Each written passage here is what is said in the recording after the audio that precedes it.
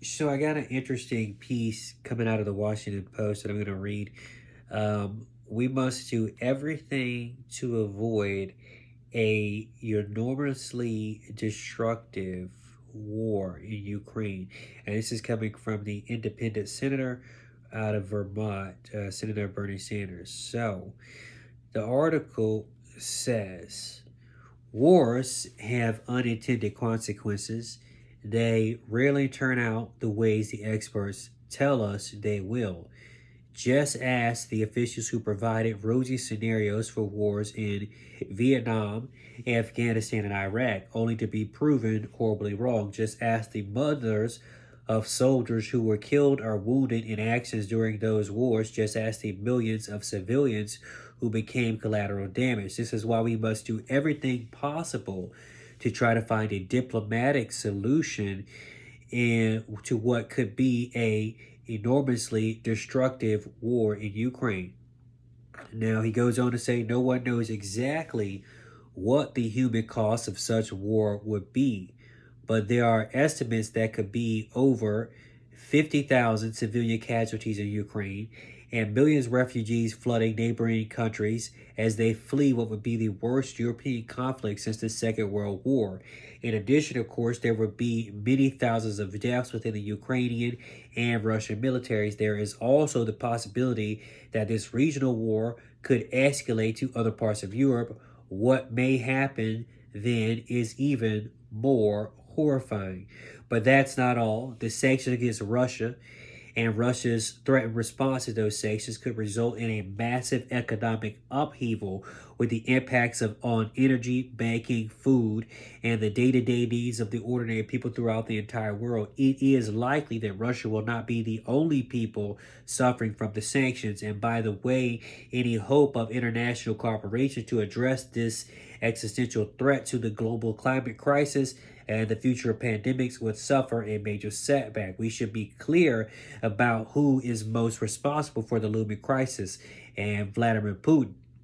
He, having already seized parts of Ukraine back in 2014, the Russian president now threatens to take over the entire country and destroy the Ukrainian democracy. In my view, we must unequivocally support the sovereignty of Ukraine and make clear that the international community will impose several consequences on Putin and his associates if he does not change course. With that said, I am extremely concerned when I hear the familiar drumbeats in Washington, the bellicose rhetoric that gets amplified before every war, demanding that we show strength, get tough, and not engage in appeasement. A simplistic refusal to recognize the complex roots of tensions in the region undermines the ability of the negotiators to reach a peaceful resolution. One of the precipitating factors of this crisis, at least from Russia's perspective, is the prospect of an enhanced security relationship between Ukraine and the United States and Western Europe, including what Russia sees as a threat to Ukraine joining the National Atlantic Treaty Alliance, NATO, a military allegiance and alliance originally created in 1949 to confront the Soviet Union.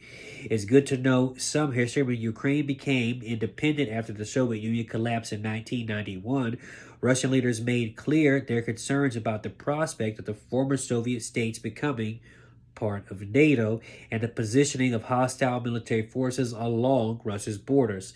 U.S. leaders at the time recognized these concerns as legitimate. They are still legitimate concerns. Invasions by Russia is not the answer. Neither is intransigence by NATO. It is also important to recognize that Finland, one of the most developed and democratic countries in the world, border Russia and has not chosen to become a member of NATO.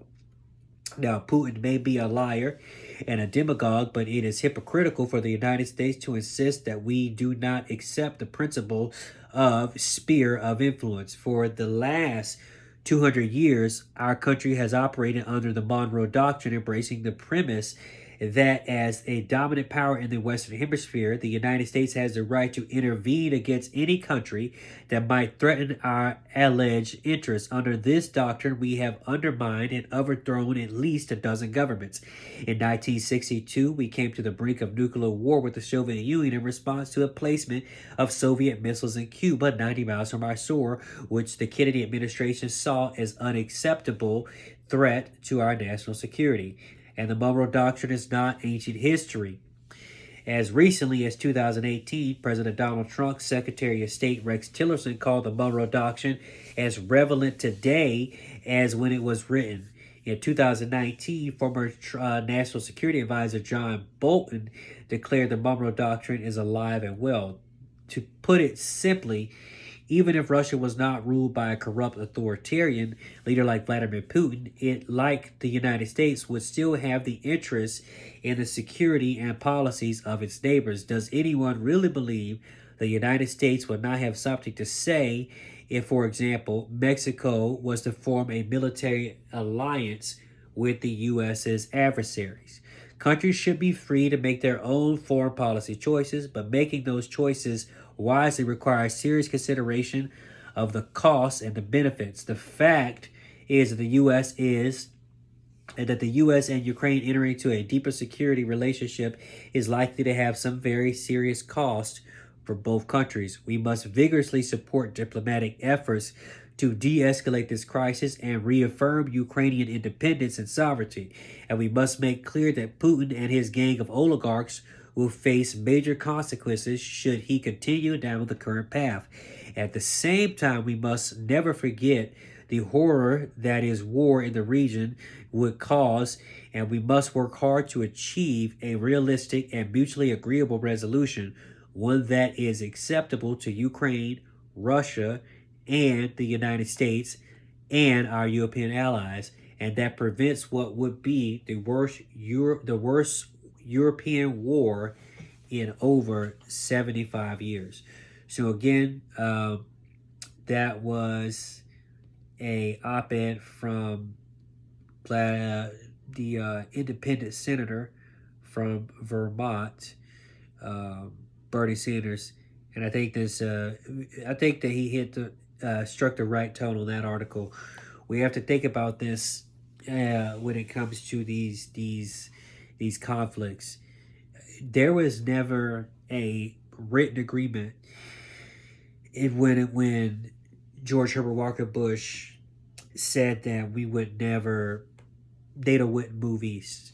But I think that since the Herbert Walker Bush administration, it's plain to see, especially from Russia's perspective, that NATO has constantly expanded eastward, which has gotten closer and closer to Russia's territory, and that is what is making the Russians ever more uncomfortable, because if it is correct that the United States pays 85% of NATO's budget, if that analysis is correct, then when NATO does something, it really is the United States doing it. So from the Russian perspective, if Ukraine joins NATO, that is something that I see they would see as concerning.